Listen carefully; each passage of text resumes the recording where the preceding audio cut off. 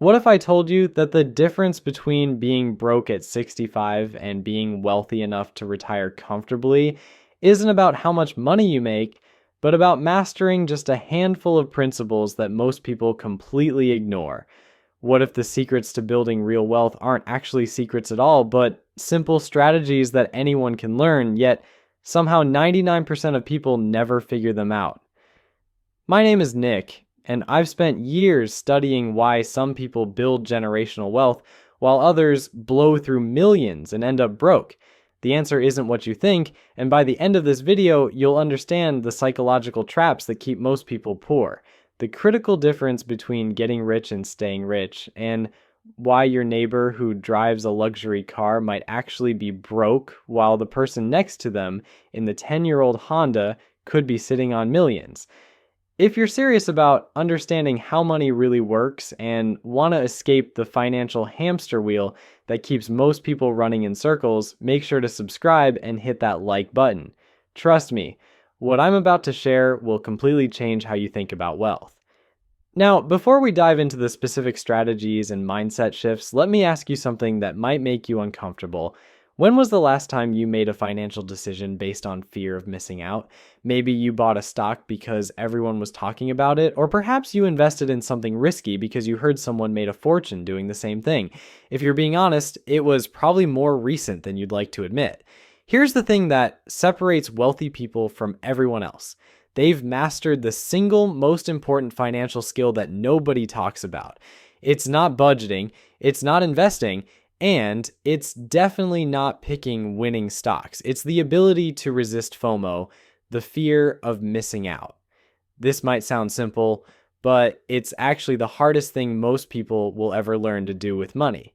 Think about it this way. Every financial disaster in history, from the Dutch tulip mania to the dot-com bubble to the housing crisis, happened because millions of otherwise intelligent people couldn't resist the fear of missing out on easy money.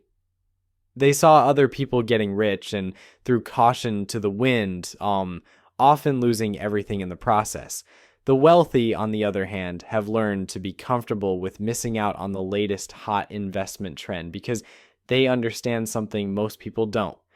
The real secret to building wealth isn't about finding the next big thing or being brilliant with your investments. It's about being patient enough to let compound interest work its magic over decades, not months or years. Most people think wealth building should feel exciting, like they're constantly making smart moves and beating the market, but the reality is much more boring than that. Warren Buffett, one of the richest people in the world, made 99% of his wealth after age 60. Let that sink in for a moment. The most successful investor in history didn't get rich by being young and aggressive. He got wealthy by staying in the game long enough for compound interest to do what it does best, create exponential growth over time. This brings us to a critical distinction that most people completely misunderstand. Getting rich and staying rich require completely different skill sets, and most people who achieve one fail spectacularly at the other. Getting rich requires boldness, optimism, and the willingness to take calculated risks. You need to believe in your ideas, bet on yourself, and push forward even when others doubt you. But staying rich, that's an entirely different game. Staying rich requires humility, a healthy dose of paranoia, and obsessive risk management. You need to assume that what made you wealthy might not work forever, that markets can turn against you, and that overconfidence can destroy decades of progress in a matter of months. The people who master both skills, like Buffett and Bill Gates, understand that audacity and caution aren't opposites. They're complementary forces that must be balanced carefully. They take big swings when the odds are in their favor, but they always cap their downside so they can survive long enough for the compound interest to work. This is where most people go wrong. They either play it so safe that inflation eats away their purchasing power, or they take such massive risks that one bad decision wipes out everything they've built. The wealthy have learned to find the sweet spot between these extremes. Now, let's talk about something that might bruise your ego a little bit. If you're constantly trying to beat the market, pick winning stocks, or time your investments perfectly, you're probably making your financial situation worse, not better. The data on this is crystal clear, even though it goes against everything our culture teaches us about success. Index funds, those boring investments that simply track the entire market, outperform the vast majority of professional money managers over long periods. Why? Because a small number of stocks create most of the market's returns, and when you own an index fund, you automatically own those winners without having to guess which companies they'll be. Here's the part that really stings for people who think they're smart enough to beat the system. Effort actually hurts your investment results. The more you tinker with your portfolio, trade in and out of positions, and try to be clever with your money, the worse your returns typically become. It turns out that being average for an above average period of time is far more profitable than trying to be brilliant for short bursts. But there's a catch, and this is where patience becomes absolutely crucial. Index funds may underperform for long stretches, sometimes years or even decades. During these periods, you'll watch other people seemingly get rich quick with individual stocks, cryptocurrency, or whatever the hot investment trend happens to be. This is when most people abandon their strategy and chase the latest shiny object.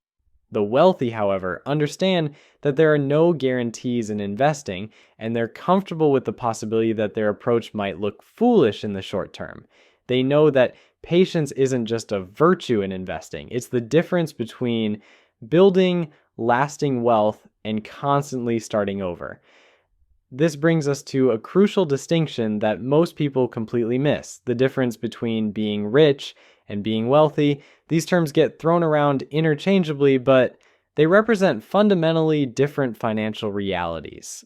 Being rich means you can pay your bills and live comfortably. You might have a nice house, drive a decent car, and take vacations without worrying about money. But being wealthy, that's something entirely different. Wealth is about having independence, autonomy, and the freedom to make choices based on what you want, not what you can afford. Here's the counterintuitive part that trips up most people. Real wealth is invisible. It's the money you don't spend, not the stuff you buy with it. The person driving the flashy sports car might be rich, but they're probably not wealthy. The wealthy person is more likely to be driving something reliable and unremarkable while quietly accumulating assets that provide options and freedom. True wealth isn't about possessions. It's about possibilities. It's about being able to wake up in the morning and say, I can do whatever I want today, not because you have unlimited money, but because you have enough to make choices based on your values rather than your financial constraints. This is where most people's relationship with money goes completely off the rails. Instead of using money as a tool for independence, they use it as a scoreboard for status. They get trapped in what I call the status game, constantly competing with others to signal their success through their purchases. The problem with the status game is that it's designed to be unwinnable. There will always be someone with a bigger house, a more expensive car, or a more luxurious lifestyle.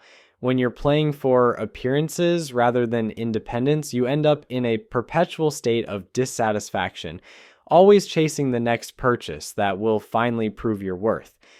The wealthy understand that money is a tool for buying something far more valuable than any luxury item: the ability to control your time. When someone tells you they can't afford something, they're rarely talking about money. They're talking about the trade-offs they'd have to make, the opportunities they'd have to give up, and the freedom they'd have to sacrifice. This is why the relationship between money and happiness is so much more complicated than most people realize. Studies consistently show that money does buy happiness, but only up to a point. That point isn't some arbitrary dollar amount, though. It's the point where you have enough to stop making financial decisions based on fear and start making them based on choice. Here's what's fascinating about human psychology. We're terrible at predicting what will actually make us happy. We think the bigger house, the luxury car, or the designer clothes will provide lasting satisfaction. But what actually makes us happy is having options, having security, and having the freedom to pursue what matters to us without constantly worrying about money. The best return you can get on your money isn't 10% annually or even 20%. It's the ability to wake up in the morning and say, I can do whatever I want today. Not because you have unlimited wealth, but because you've structured your finances in a way that gives you choices rather than constraints.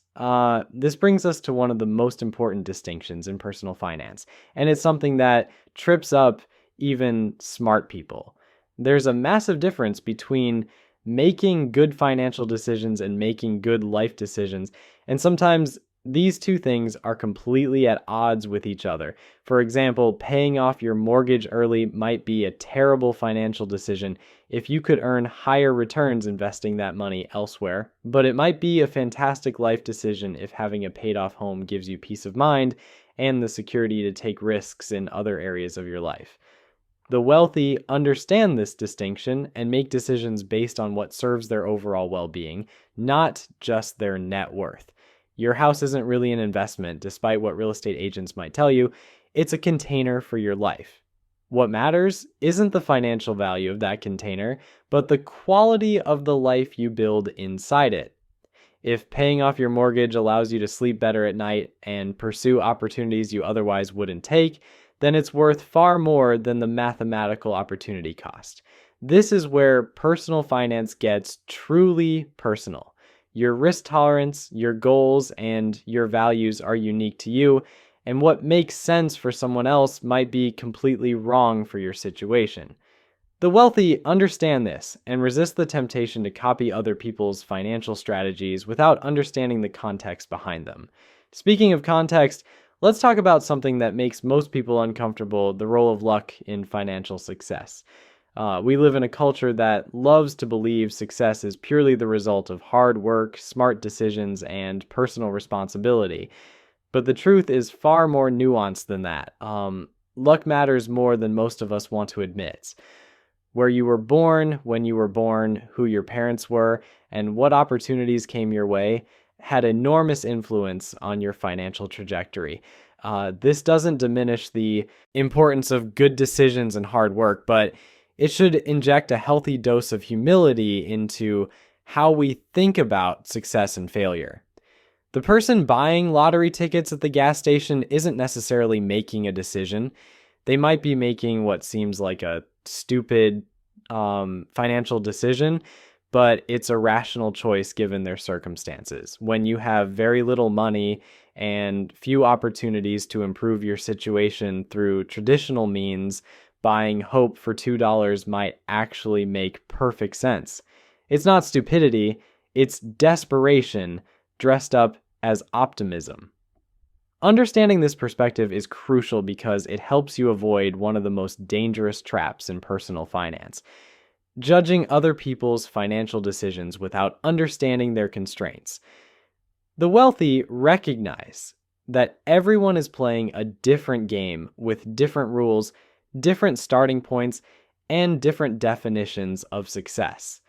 This is why comparing your financial progress to others is not just pointless, it's actively harmful to your wealth building efforts. When you see someone posting about their investment gains on social media, you're seeing a highlight reel, not the full story. You don't know their starting point, their risk tolerance, their financial obligations, or the losses they're not talking about.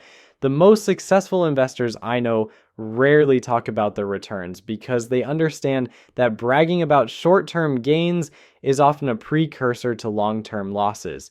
When you start believing your own hype, you start taking bigger risks, making more aggressive bets, and eventually you give back all your gains and then some. This brings us to another crucial insight about building lasting wealth. Your family's financial habits during your childhood probably shaped your money mindset more than any book, course, or financial advisor ever will. The attitudes and behaviors you learned before you were old enough to question money likely still influence every financial decision you make today. People who grew up during economic hardship often develop a deep appreciation for frugality and saving that serves them well throughout their lives. They understand that financial security isn't guaranteed, and that building a buffer against uncertainty isn't just smart, it's essential for peace of mind. On the other hand, people who grew up in financially unstable households sometimes develop either an obsessive need to hoard money or a tendency to spend impulsively when they have it. Neither extreme is healthy, but understanding where these tendencies come from can help you make more conscious choices about money. The point isn't to blame your upbringing for your financial situation, but rather to recognize that your relationship with money was shaped by factors beyond your control. Once you understand these influences, you can start making deliberate choices about which habits to keep and which ones to change. Here's something that might surprise you. Many of the wealthiest people I know still have the spending habits they developed when they had very little money. They drive older cars, live in modest homes, and think twice before making any significant purchase. This isn't because they're cheap or don't know how to enjoy money. It's because they understand that the habits that help them build wealth are the same habits that will help them keep it. The relationship between frugality and wealth isn't what most people think it is. Wealthy people aren't frugal because they have to be. They're wealthy because they choose to be frugal in areas that don't matter to them, so they can be extravagant in areas that do. They might drive a 10-year-old car but spend thousands on experiences with their family. They might live in a modest home but invest heavily in their education and personal development. This selective approach to spending is one of the most important skills you can develop for building lasting wealth. It requires you to be honest about what actually brings value to your life versus what you think should bring value based on social expectations. Most people do this backwards. They spend money on things that are visible to others and skimp on things that actually improve their quality of life. They'll finance a luxury car to look successful, but refuse to pay for a house cleaner that would give them hours of their life back every week. They'll buy expensive clothes to make a good impression, but won't invest in their health or education. The wealthy flip this equation. They're willing to look ordinary to outsiders if it means having extraordinary freedom and opportunities in their private lives. They understand that true luxury isn't about impressing other people. It's about having the resources to live according to your own values and priorities. This is why you'll often find that the most financially secure people you know aren't the ones bragging about their latest investment wins on social media. They're the ones quietly living below their means, maxing out their retirement accounts, and sleeping well at night because they're not constantly stressed about money. But here's where things get really interesting, and this might hurt a little if you're someone who prides themselves on being a savvy investor. The data shows that your effort to be clever with your investments is probably making you poorer, not richer. I know this goes against everything we're taught about success in America, but stick with me on this one. When researchers track the performance of individual investors versus simple index funds, the results are almost embarrassing. The average investor earns significantly less than the market average, not because they're bad at picking stocks, but because they can't help themselves from buying high and selling low. They get excited when prices are rising and panic when prices are falling, which is literally the opposite of what successful investing requires. Whereas funds, on the other hand, are boring in the best possible way. They don't try to be clever or beat the market. They simply own a tiny piece of every company in the stock market, which means you automatically own the winners without having to guess which companies they'll be. It's like showing up to a casino where you're guaranteed to win, as long as you're willing to wait long enough for the house edge to work in your favor. The beautiful thing about index funds is that they solve the hardest problem in investing. You don't have to be right about anything specific. You just have to be right about one thing: that human beings will continue to solve problems, create value, and build businesses over the long term. If you believe that, then index funds will eventually make you wealthy. If you don't believe that, then you probably shouldn't be investing in anything. But here's the catch that trips up most people. And it's why patience isn't just important in investing. It's literally the difference between success and failure. Index funds don't go up every year. Sometimes they go down for years at a time. Sometimes they go down by 50% or more. During these periods, you'll watch your account balance shrink while your neighbor brags about making money trading cryptocurrency or individual stocks. This is when most people give up and chase the next hot investment, completely sabotaging decades of potential wealth building. The wealthy understand something that most people never figure out. Building lasting wealth isn't about being brilliant. It's about being boring and consistent for an above average period of time. They don't save money to buy things, they save money to buy freedom. They don't compare their returns to day traders on social media because they're playing a completely different game with different rules and different timelines. Remember, luck matters more than we want to admit, but discipline matters more than luck ever will. Your childhood shaped your money mindset, but your choices today shape your financial future. Don't chase other people's investment returns, don't play status games you can't win, and don't mistake being rich for being wealthy. The path to true wealth is surprisingly simple. Resist FOMO, embrace boring investments, live below your means, and let compound interest work its magic over decades. It's not sexy, it won't make for exciting social media posts, and your friends probably won't understand why you drive that 10-year-old Honda. But 20 years from now, when you wake up and can honestly say you can do whatever you want that day, you'll realize that freedom was worth every sacrifice. If this video changed how you think about money, hit that subscribe button and let me know in the comments which of these principles resonated most with you. Because building wealth isn't just about the money, it's about building the life you actually want to live.